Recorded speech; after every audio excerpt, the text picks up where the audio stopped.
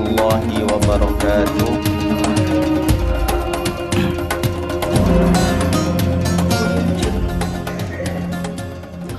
Alhamdulillahilladzi ma kana wa ma yakun wa ma kana sawfa yakun law kana sawfa yakun. Innama amruhu bainal kafi wan nun wa idza arada syai'an ay yaqula lahu kun fayakun.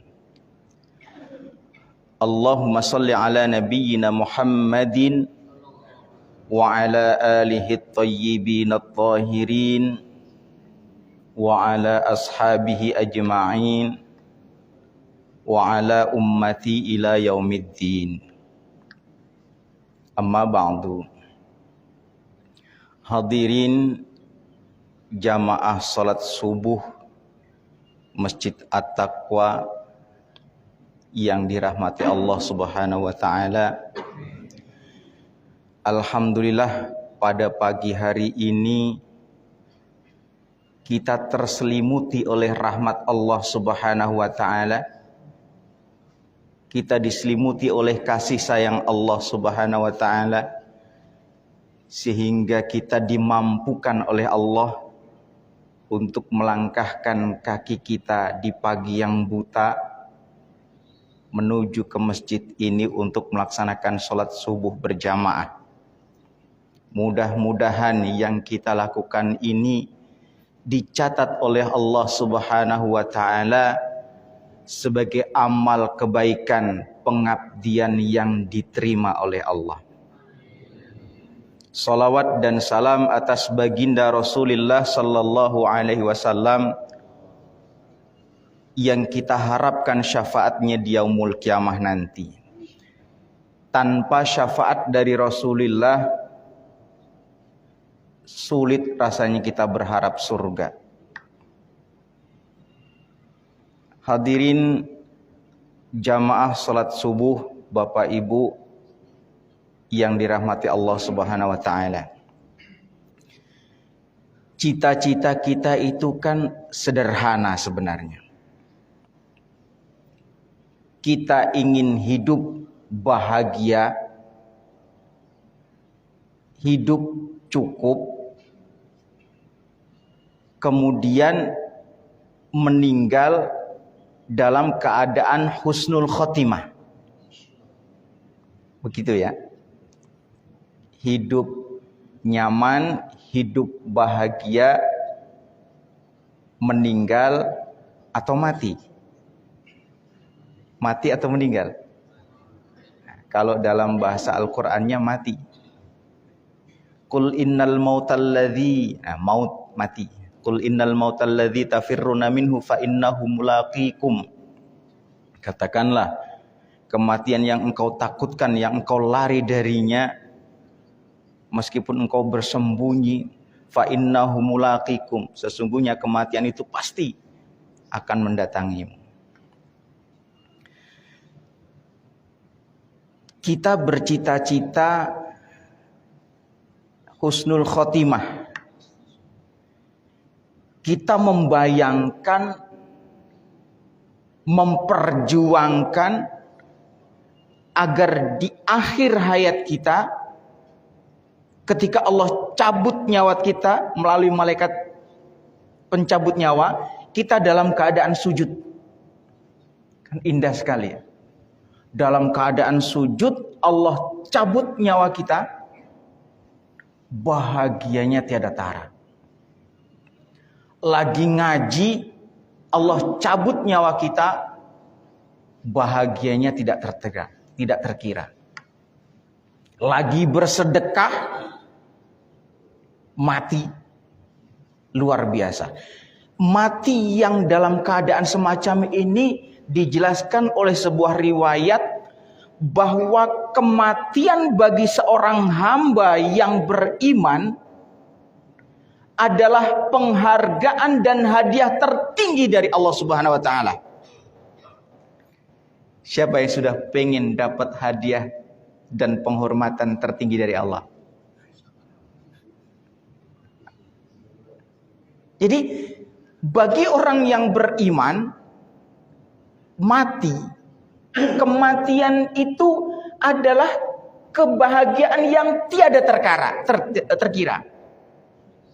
Kematian itu adalah keagungan, kemuliaan yang Allah anugerahkan kepada hambanya. Kenapa? Dengan kematian itu akan ketemu dengan Tuhannya. Bagi orang-orang hamba-hamba yang siap dengan kematian, sudah mempersiapkan diri dengan kematian, memahami apa itu kematian, bagaimana cara mati yang baik, maka kematian itu dinantikan. Kematian itu adalah kebahagiaan. Juga dijelaskan dalam sebuah riwayat, bisa dicek nanti di Muntakhab Mizanul Hikmah, Muntakhab Mizanul Hikmah, bahwa kematian bagi seorang mukmin itu seperti haruman bebungaan. Dikisahkan juga dalam sebuah riwayat, ada sahabat yang takut mati. Karena dia sakit, merasa ajalnya sudah dekat, takut mati dan mengadu. Ya Maula, wahai Tuanku, saya takut mati. Kenapa kamu takut mati? Karena membayangkan kematian begitu luar biasa. Kemudian dijelaskan, bagaimana menurut pendapatmu jika pakaian yang kamu pakai itu kotor, dekil, penuh debu, luar biasa. Gatal kalau dipakai. Dan pakaianmu itu dilepas, kamu dimandikan bersih, dikasih pakaian yang terindah, termahal, kemudian dikasih haruman, wewangian, bagaimana perasaanmu? Tentu akan bahagia. Itulah kematian bagi orang mukmin. Tetapi bagaimana jika pakaian yang sangat indah, yang elok, yang mahal itu, yang engkau pakai itu kemudian dilepas dan diganti dengan pakaian yang kotor, dekil, bau, gatal, bagaimana? Tentu tidak nyaman. Tentu sedih. Itulah kematian bagi orang-orang kafir. Kita membayangkan paling tidak ketika kita mati, di akhir hayat kita, kita mampu mengucapkan kalimat La ilaha illallah. Kita membayangkan, bercita-cita, memperjuangkan bahwa ketika kita di akhir hayat nanti, kita mampu mengucapkan kalimat thayyibah. Itu cita-cita kita. Itu menurut persepsi kita. Itu yang kita perjuangkan. Tetapi ternyata belum pasti orang yang meninggal mengucapkan kalimat La ilaha illallah itu, yang menurut kita sudah husnul khotimah itu oleh Allah dianggap husnul khotimah. Ngomongnya jangan nakutin dong. Yang ngomong bukan saya. Orang yang di akhir hayatnya mengucapkan kalimat tauhid, La ilaha illallah, dan yang semakna dengannya, itu belum tentu, belum ada jaminan bahwa dia husnul khotimah. Kalau penjelasannya kan jelas ya. Siapa yang di akhir hayatnya mengucapkan kalimat La ilaha illallah lahul jannah, ini baginya surga. Tetapi juga dijelaskan bahwa siapa yang bertobat ketika nyawanya sudah sampai tenggorokan, itu tobatnya tidak diterima. Nah, ketika seorang meninggal kemudian nyawanya sudah sampai tenggorokan, dia baru tobat, tobatnya diterima atau tidak? Tidak diterima. Diterima juga. Bagaimana? Ya diterima, ya enggak. Ya diterima, ya enggak. Nah, kita akan coba lihat di surat Yunus, surat ke-10 ayat ke-90. Kita akan coba baca. A'udzubillahi minasyaitonirrajim. Wajawazna bi bani Israil al-bahra fatba'ahum fir'aunu wa junuduhu baghyan wa adwa. Kata Allah cerita begini. Dan ingatlah ketika kami menyelamatkan Bani Israel mampu menyeberangi lautan. Kemudian diikuti oleh Fir'aun dan bala tentaranya. Hatta idza atrakahul gharaqu qala amantu annahu la ilaha illalladzi amanat bihi banu Israil wa ana minal muslimin. Ini pernyataan dari Fir'aun. Apa katanya? Bahasa lugasnya begini. Kalau begini ceritanya, ini sudah hampir tenggelam. Nyawa sudah sampai tenggorokan. Wah, kalau begini ceritanya, saya beriman kepada Tuhan yang diimani oleh Bani Israel. Tuhan yang diimani oleh Nabi Musa. Saya beriman. Wa ana minal muslimin. Dan saya termasuk orang-orang yang berserah diri. Saya termasuk orang-orang Islam. Bertobat, mengucapkan kalimat thayyibah. Dalam bahasa kita, bahasa Islamnya, la ilaha illallah Muhammadur Rasulullah. Diterima enggak? Enggak. Al-ana wa qad asaita qablu wa kunta minal mufsidin. Enggak begitu. Ente dulu kan udah paham, ente dulu kan udah meyakini adanya Tuhan itu. Ente sebenarnya dalam hati yakin, ente udah paham, ilmunya udah ada. Tetapi karena ente tidak meyakini, tidak mempraktekkan keyakinan itu, dan ente menyatakan keyakinan sudah dalam posisi nyawa di tenggorokan, kagak bisa. Jadi orang yang bertaubat ketika nyawanya sudah sampai tenggorokan, itu taubatnya diterima, tapi juga tidak diterima. Tidak diterima, tapi ada yang diterima. Siapa yang diterima taubatnya? Yang diterima taubatnya adalah orang-orang yang semasa hidupnya bodoh. Tidak bisa memahami. Tidak bisa mengerti. Tidak paham agama itu apa, bagaimana cara beragama yang baik, tidak paham. Cara sholat yang benar, tidak paham. Cara ngaji yang benar, tidak paham. Cara bersedekah yang benar, tidak paham. Cara berbuat baik, tidak paham. Orang bodoh. Tetapi ketika menjelang ajal, Allah singkap hijabnya sehingga terang benderang, dia paham, dia baru sadar, astagfirullahaladzim, tobatnya diterima. Tapi kalau semasa sehatnya sudah paham, sudah yakin, tetapi tidak mempraktekkan, nah kita ini, saya sangat yakin, hakul yakin 100% yang hadir di sini semuanya sudah paham tentang agama, sudah meyakini. Dan kalau tidak dipraktekkan dengan benar, ditunda-tunda, sholatnya entar ajalah, tobatnya entar ajalah. Begitu sudah mau ajal tobat, tidak bisa diterima. Kata siapa? Kata Al-Quran. Nah, bagaimana caranya supaya kita memahami agama ini, kita meyakini agama ini, kita mempraktekkan dengan benar agar bisa menjalani agama dengan benar selama hidup ini dan dalam keadaan husnul khatimah. Kan begitu. Berarti kita harus mengilmui. Dalam beragama itu kita harus berilmu. Menjalankan segala sesuatu harus dengan ilmunya. Nah, yang saya janjikan temanya berwudu kan ya. Falsafah berwudu. Wudunya udah bener atau belum? Kan gitu. Kalau wudunya belum bener, ya susah. Kalau wudunya belum bener, artinya ya tidak menjiwai. Kalau wudunya tidak menjiwai, artinya wudunya tidak berbekas terhadap jiwanya ini.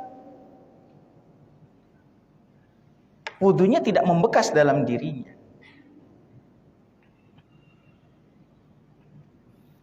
Nah, berangkat dari pertanyaan, saya menyampaikan ilustrasi yang dulu suka disampaikan oleh guru-guru kita, oleh kiai-kiai kita saat kita belajar waktu kecil dulu.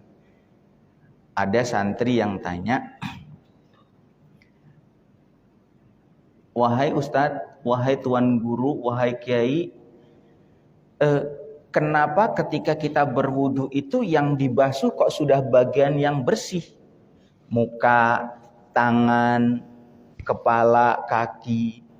Kenapa yang dibasuh yang kotor-kotor sana, yang tempatnya keluar kotoran kita? Ini pertanyaan dari santrinya, kata ustadz kita. Kemudian si santri dipanggil, sini kamu sayang. Begitu dipanggil, disamperin, bukan nyamperin ya, datengin kiainya.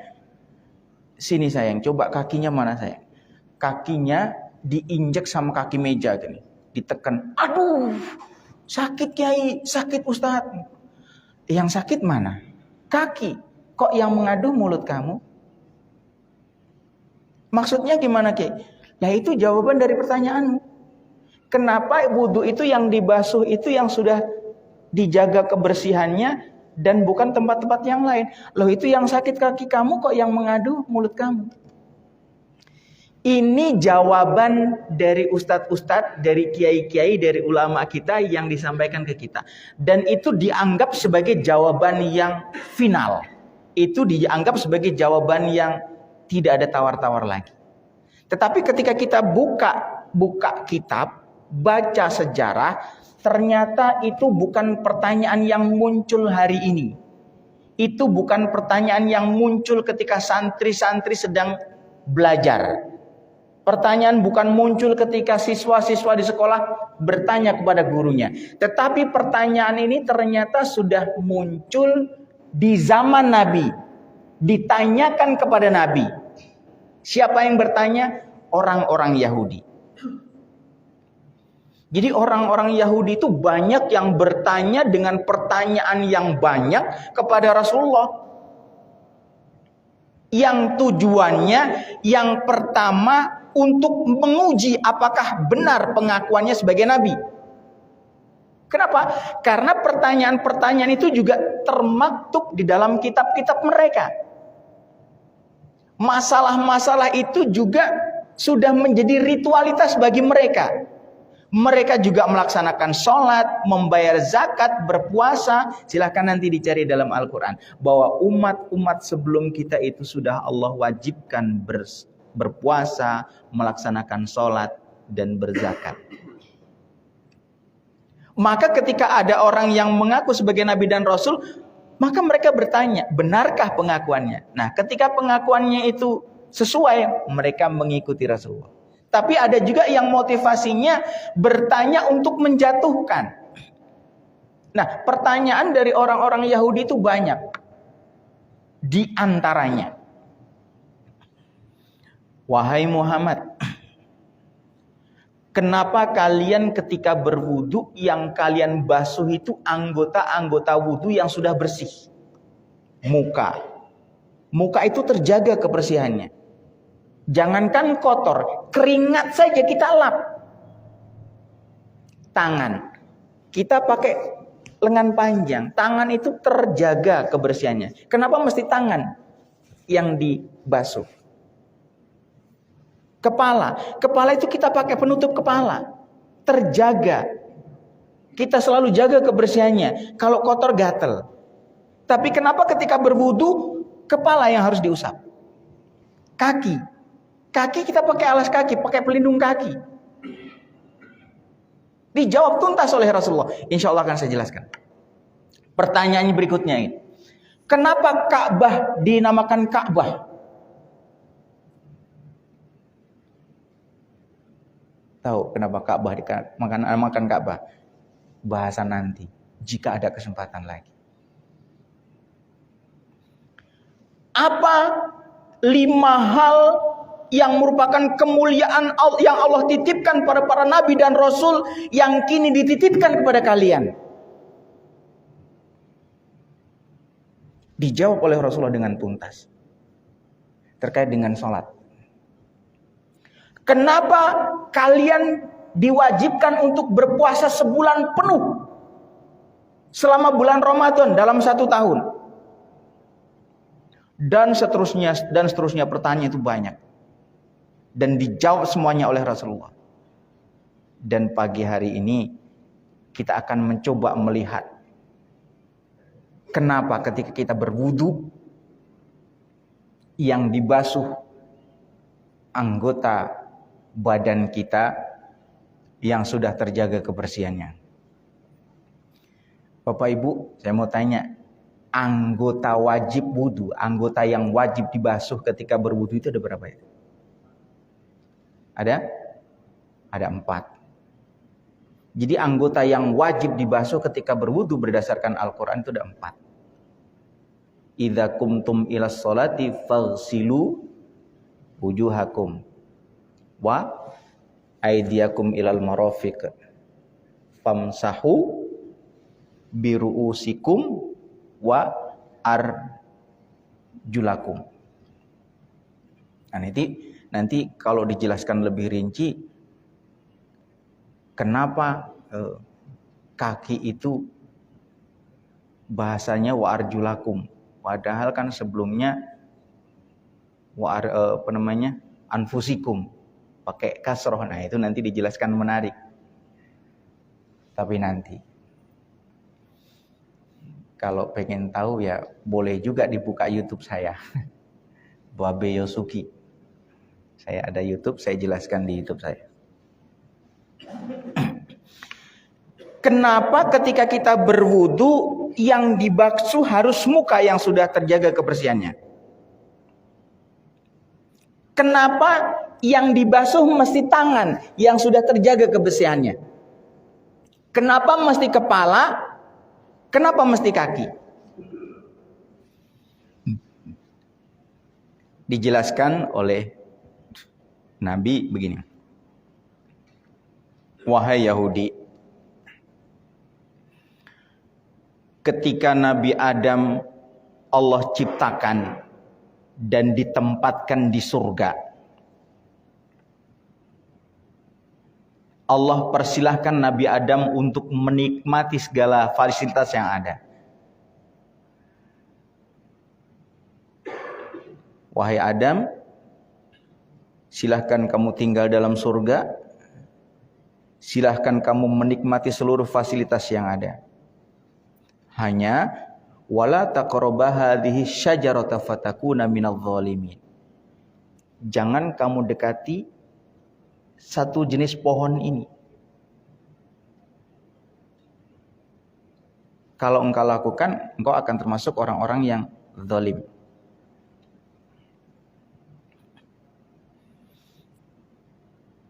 Nah, ketika Nabi Adam dan istrinya Siti Hawa berada di dalam surga, kemudian fa'azallahuma syaitanu akhrajahuma. Kemudian setan itu membisikkan keraguan, menggoda Nabi Adam dan Hawa itu. Fa'azallahuma syaitanu anhuma fa akhrajahuma mimma kana fihi. Ayatnya agak sedikit lupa. Maka Nabi Adam terlempar dari surga. Nabi Adam melakukan kesalahan. Saya harus jelaskan ini. Kesalahan model apa yang dilakukan oleh Nabi Adam sehingga beliau terlempar dari surga. Bapak Ibu yang berbahagia, di sini kita harus paham. Ini namanya ngaji yang agak memusingkan. Nabi Adam seorang nabi yang tidak boleh melakukan kesalahan yang fatal. Kalau sampai Nabi Adam melakukan kesalahan, maka gugurlah posisinya sebagai nabi. Karena seorang nabi tidak boleh melakukan kesalahan. Karena seorang nabi harus terjaga. Tapi Al-Quran menjelaskan bahwa Nabi Muhammad dan Nabi Adam alaihissalam memakan buah khuldi yang dilarang oleh Allah. Kesalahan yang dilakukan oleh Nabi Adam alaihissalam bersifat kesalahan irsyadi. Kesalahan yang bukan merupakan dosa. Jadi ketika kita membahas tentang dosa itu ada tingkatan-tingkatan dosa ya. Kalau kita lihat dari bagaimana cara kita bertaubat, itu ada istilah ahlul taubah, ahlul aubah, ahlul inabah. Apa itu ahlul taubat? Apa itu ahlul aubah? Apa itu ahlul inabah? Bahasanya panjang. Episodenya harus tersendiri.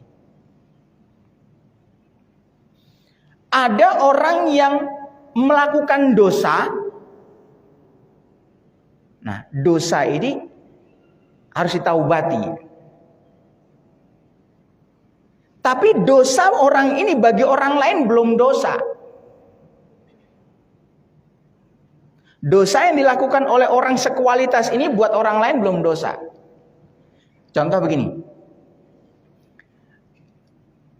Bapak Ibu kalau tidak baca Al-Quran sehari, itu berdosa enggak?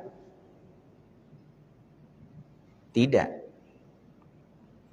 Sehari tidak baca Al-Quran tidak berdosa.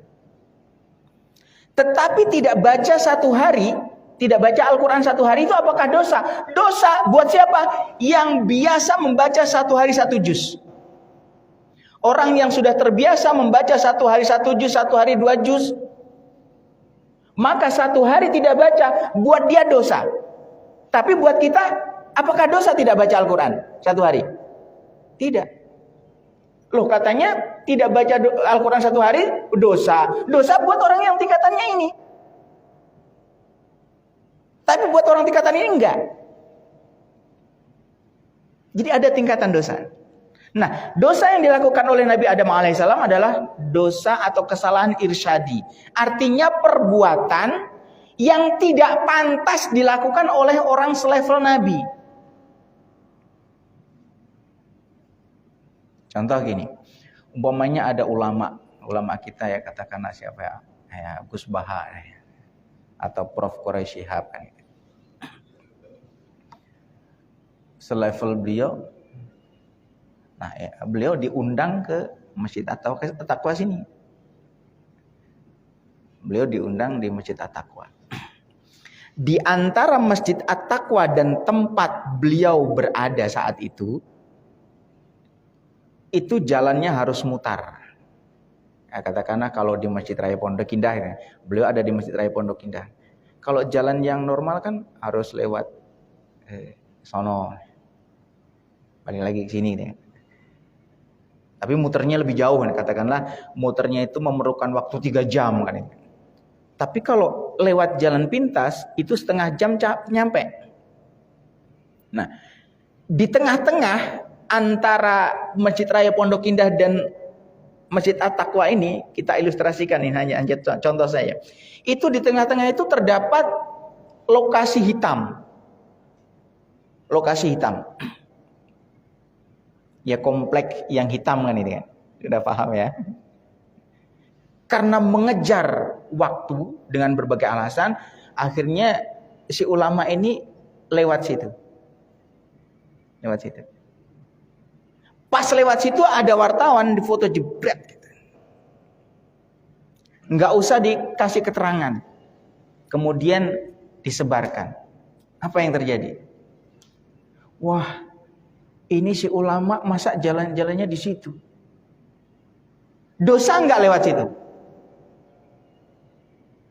Tapi dampaknya dari mengambil keputusan lewat situ demi sampai ke sini tidak terlambat, akhirnya terjadi itu. Nah, kesalahan yang dilakukan oleh Nabi Adam alaihissalam adalah kesalahan irsyadi. Bukan dosa buat kita, tetapi hanya perbuatan yang tidak pantas dilakukan oleh seorang selevel Nabi. Itu harus kita pahami.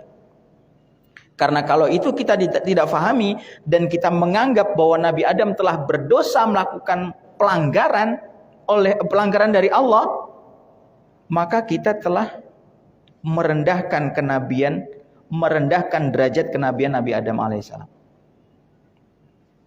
Pelanggaran irsyadi. Nah, kata Nabi, wahai Yahudi, ketika Allah tempatkan Nabi Adam alaihissalam di dalam surga, kemudian Nabi Adam melakukan pelanggaran irsyadi, Nabi Adam digoda oleh iblis, Nabi Adam mengarahkan pandangannya ke pohon khuldi itu, maka hilanglah air mukanya. Air mukanya berseri-seri, hilang. Seperti orang yang punya kesalahan besar, kemudian terbongkar kesalahan itu di depan umum, bagaimana itu? Masih ada mukanya enggak? Ya ada. Muka aslinya masih ada, tetapi malu enggak dia? Malu. Ketika Nabi Adam mengarahkan pandangannya ke pohon khuldi itu, maka hilanglah kewibawaannya, hilanglah air mukanya. Dan ketika Nabi Adam bertaubat kepada Allah, Allah perintahkan untuk membasuh muka, maka rontoklah dosa-dosa yang ditimbulkan oleh pandangan kita. Rontoklah dosa Nabi Adam dengan memandang pohon khuldi tadi. Jadi ketika kita berwudu, membasuh muka, hakikatnya kita membasuh, merontokkan dosa-dosa yang disebabkan oleh pandangan kita.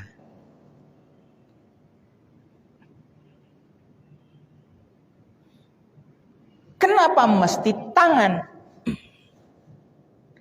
Setelah Nabi Adam mengarahkan pandangannya ke pohon khuldi, tangannya meraih buah khuldi itu. Maka ketika Nabi Adam bertaubat dan taubatnya diterima oleh Allah, Allah perintahkan untuk membasuh tangan ini. Maka rontoklah dosa Nabi Adam karena meraih buah dari pohon khuldi itu. Maka ketika kita berwudu dan membasuh kedua tangan kita sampai ke siku, hakikatnya kita merontokkan dosa-dosa yang dilakukan oleh tangan ini.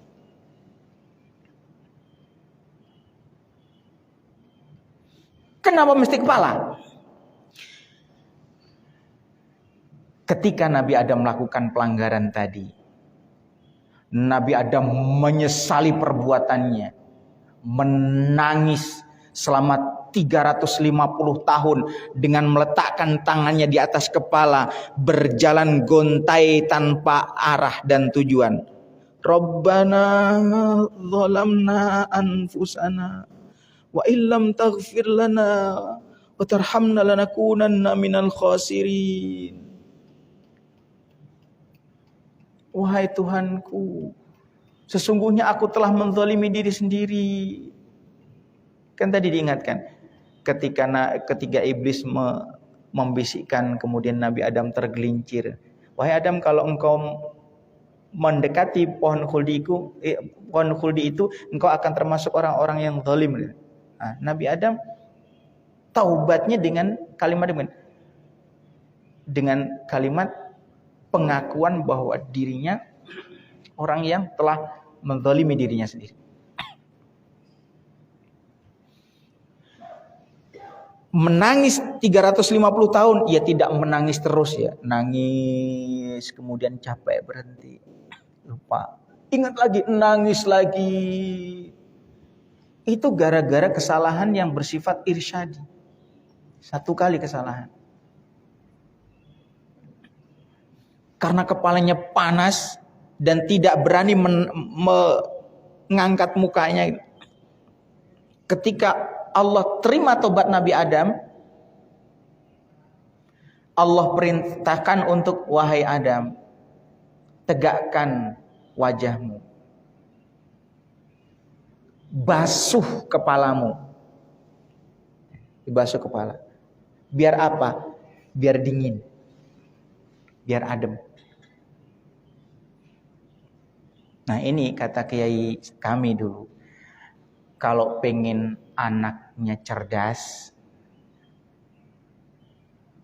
kalau pengen cucunya cerdas, atau kita sendiri kurang cerdas, kalau kita sendiri kurang cerdas, sering-seringlah berwudu. Dan ketika membasuh sini, kita fahami, kita niatkan agar Allah mendinginkan otak kita, Allah anugerahkan kecerdasan. Kalau kata kiai kami tadi, kalau selesai engkau berwudu, usapkan sisa-sisa air wudu itu pada anak kalian, pada kepalanya. Insya Allah akan jadi cerdas. Masih ada yang punya anak kecil? Silakan praktekkan. Selesai berwudu, pegang kepala anaknya, diusap sambil berdoa. Insya Allah cerdas. Kalau punya cucu, sama. Usapkan, biar cerdas. Nah, kenapa kaki? Karena kaki yang menghantarkan Nabi Adam sampai ke pohon khuldi. Maka ketika taubatnya diterima oleh Allah, Allah perintahkan untuk mengusap atau membasuh kaki. Rontoklah dosa yang dilakukan oleh kaki. Tentu jawaban Rasul dari pertanyaan yang sama. Nah, kalau jawaban guru kita, kiai kita, ustadz kita, ada yang tangannya dijepitkan di pintu, ada yang kakinya diinjek kaki meja, dan seterusnya. Tapi apapun jawabannya, ya alhamdulillah kita sudah dijelaskan. Nah, ketika kita memahami ini, ketika kita berwudu, wudunya jadi terasa. Dan wudu itu pembukaan dari sholat. Rumusnya itu begini. Miftahus sholah at-tahur. Kunci pembukanya sholat itu berwudu. Wa tahrimuha takbir. Dan yang mengharamkan adalah takbir. Wa tahliluha assalam. Dan yang menghalalkan adalah salam. Jadi kapan kita mulai sholat? Ketika kita berwudu. Kalau pengen sholatnya baik, harus diawali wudunya baik. Kalau pengen sholatnya khusyuk, wudunya harus khusyuk. Kalau pengen sholatnya sempurna, wudunya harus sempurna.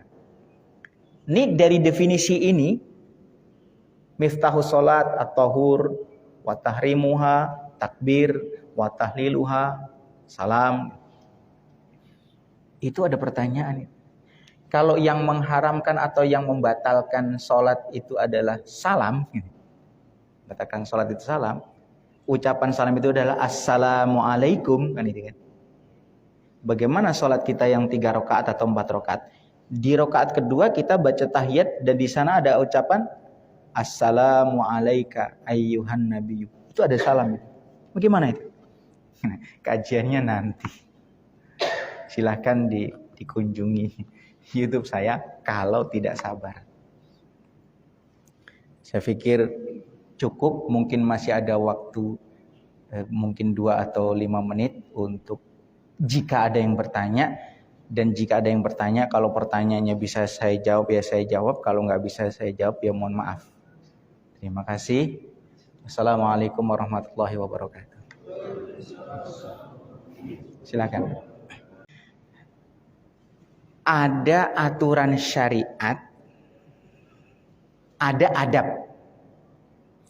Kalau kita bahas tentang kebenaran itu, ada istilah kebenaran sejati, ada kebenaran ijtihadi. Ada istilah ad-din, ada istilah ulumiddin, ada istilah hadratul ilahiyah atau hadratul islamiyah. Pertanyaan Bapak Ketua Masjid ini terkait pada wilayah hadratul ilahiyah atau hadratul islamiyah. Terkait dengan adab. Kalau kita melihat pada syarat syah dan rukun-rukun wudu, kita belum atau tidak menemukan bahwa syarat berwudu itu harus di tempat yang begini dan begitu. Tetapi berdasarkan adab, maka ya kalau masih ada tempat yang di luar kamar mandi itu, kenapa kita nggak pilih yang di luar kamar mandi? Tetapi andaikan terpaksa dan tidak ada tempat yang lain yang memungkinkan kita untuk berwudu kecuali di situ, pertanyaannya, apakah kita lebih mempertahankan hadratul ilahiyah tadi, yaitu tidak mau berwudu di kamar mandi sehingga kita tidak bisa berwudu, kemudian kita tidak sholat, atau dalam keadaan darurat itu? Untuk sementara jawabannya demikian, Bapak. Dapat di dalam kitab Muqarranatul Madzahib, perbandingan mazhab, di sana ada pendapat berbagai mazhab. Permadhaban itu kan muncul dari awal abad kedua sampai awal abad keempat, dan jumlah imam madhab yang muncul pada saat itu ada 138 imam madhab maksud saya. Nah, di situ dijelaskan bahwa ada yang berpendapat bahwa batasan muka horizontalnya itu hanya batas jari tengah dan jari ibu jari. Jadi begini. Ini pendapat pertama. Ada yang berpendapat bahwa batas muka horizontal itu sampai sini. Ada yang berpendapat bahwa batasan horizontal dari berwudu itu muka itu sini. Ada yang berpendapat bahwa batasan muka horizontal itu sampai sini. Maka ada yang berwudu setelah membasuh kepala itu kemudian dilangsungkan dengan telinga. Jadi ini untuk mengakomodir pendapat bahwa batas muka itu hanya sampai sini, sampai sini, sampai sini, sampai sini, untuk mengakomodir itu. Maka kemudian ulama itu di antara imam mazhab itu berpendapat bahwa oh kalau gitu telinga biar selamat, telinga dibasuh. Itu jawaban pertama. Yang kedua, saya jawab. Yang kedua tadi jawabannya sama dengan yang saya berikan kepada Bapak Ketua Masjid. Itu wilayahnya pada hadratul ilahiyah, pada wilayah adab. Meskipun nanti ada penjelasan bahwa setiap tetesan dari air yang kita gunakan untuk berwudu itu Allah akan ciptakan malaikat. Nah, meskipun nanti juga ada yang komentar, loh bukannya malaikat diciptakan dari nur, bukan dari air. Itu nanti penjelasannya ada, tapi panjang. Nah, yang ke pertanyaan pertama, berwudu dan mandi dan berwudu gitu kan. Kalau sudah mandi, terutama mandi wajib, nggak perlu wudu begitu? Atau bagaimana? Ya. Kalau sudah mandi, kenapa mesti berwudu? Atau bolehkah setelah mandi tidak berwudu? Nah, setelah mandi boleh tidak berwudu itu mandi yang bagaimana? Jika dia melakukan dengan tertib sunah-sunah mandi, maka setelah mandi nggak perlu berwudu. Kenapa? Karena sunnahnya mandi itu sebelum mandi berwudu dulu. Jadi prosesnya gimana? Bersihkan area-area yang kita anggap batal kalau disentuh kan itu kan. Setelah bersih suci, maka sunnah mandi itu berwudu dulu. Berwudu. Setelah wudu baru mandi.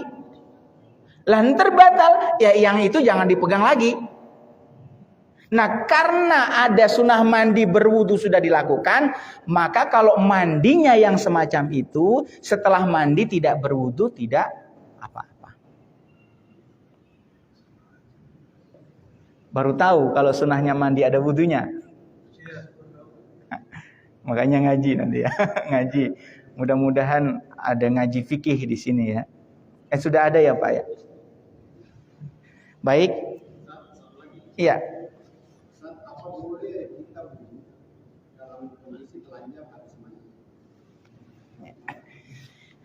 Bahkan dalam kajian Muqarranatul Madzahib, perbandingan mazhab fikih, itu bahkan dalam kondisi tertentu orang sholat itu dalam keadaan atau bagaimana cara sholat ketika kita tidak ada sehelai benang pun yang menutupi tubuh kita. Bukan hanya dalam wudu, tetapi bagaimana tata cara sholat ketika tidak ada sehelai benang pun yang menempel pada tubuh kita.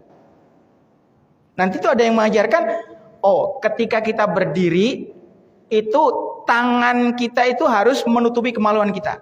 Karena tidak ada satu helai benang pun yang menempel pada tubuh kita. Dan ketika kita ruku, maka salah satu telapak tangan kita menutupi dubur kita. Itu ada kajiannya di perbandingan fikih. Nah, bagaimana dengan wudu dalam keadaan telanjang? Kembali lagi pada adab. Jika memungkinkan berwudu dalam keadaan menutup aurat, kenapa kita mesti memilih berwudu dalam keadaan telanjang? Untuk sementara demikian, Bapak. Ada lagi? Cukup ya? Waktunya sudah habis. Mudah-mudahan bermanfaat. Kita tutup dengan kafaratul majlis. Subhanakallahumma rabbana wa bihamdika asyhadu an la ilaha illa anta astaghfiruka wa atubu ilaik. Wal 'afwa minkum. Wassalamualaikum warahmatullahi wabarakatuh.